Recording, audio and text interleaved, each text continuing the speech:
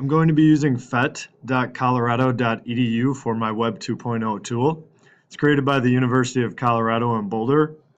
And what it is it's interactive simulations. What they can do is they can supplement labs that you're doing in class, or they can even replace them depending upon the equipment or resources that you may have.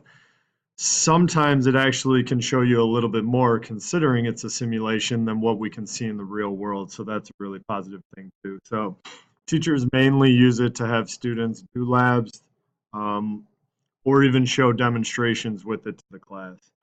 So how you navigate through it is you go to play with simulations and then you choose your subject. I'm a physics teacher, so I'm going to go to physics. And then it breaks it down into units or even chapters right here. The one that I'm going to focus on is electromagnets, which is under electricity, magnets, and circuits.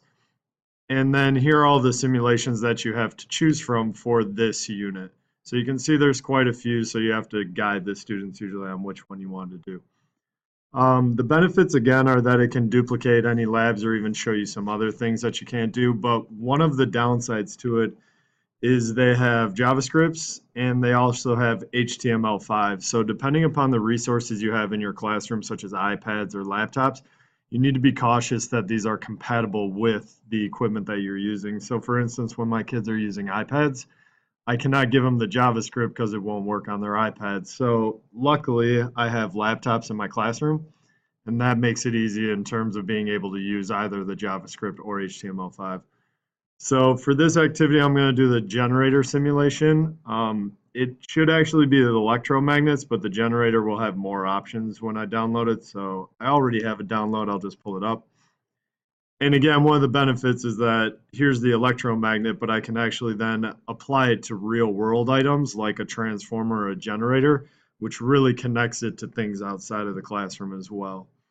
But then these are interactive. So how they work is they're really just manipulate some information, make your observations, and then draw conclusions. So for instance, if I'm doing this electromagnet, if I increase the voltage, you can see that these lines right here get a little brighter. These represent the magnetic field strength. So a student could draw a conclusion from that saying that if I increase the voltage, which then increases the current, which you can now see by hitting play, the magnetic field will get stronger. Vice versa, if I decrease the voltage, you can see it gets dimmer, which would then decrease the magnetic field. There's more options over here of things they could manipulate. Of course, I'm not going to go through all of them in this video, but that is something that the kids can explore in the lab.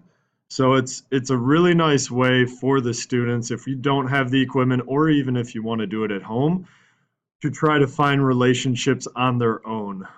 There's not really a downside to doing something wrong since it is a simulator. And it really lets them branch out and gain a little bit more confidence with playing around with things. So the main thing I want to use it for is to discover an electromagnet's capabilities, in particular what it can do in comparison to a permanent magnet. So that again will be the students allowed to explore and change variables, and there will be moments where I will guide them a little bit possibly and say what happens when you change this, alter this. Sometimes I might leave it more open-ended and just say, tell me what an electromagnet can do that a permanent magnet cannot. And this simulation, again, would allow them that freedom to explore and discover.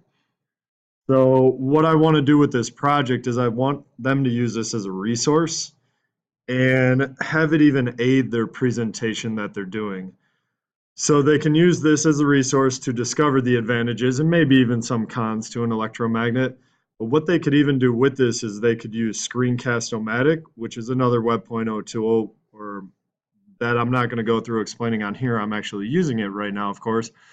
But they could screenshot what they are doing and explain, just like I did, when I increase the voltage, the charges moving through it, which are current, increases, which also then increases the magnetic field strength. So this could really complement their presentation in Google Slides by giving a visual and audio narration to their presentation. So again, Phet has many sites that can act as a resource if you don't have the materials that would be in the classroom.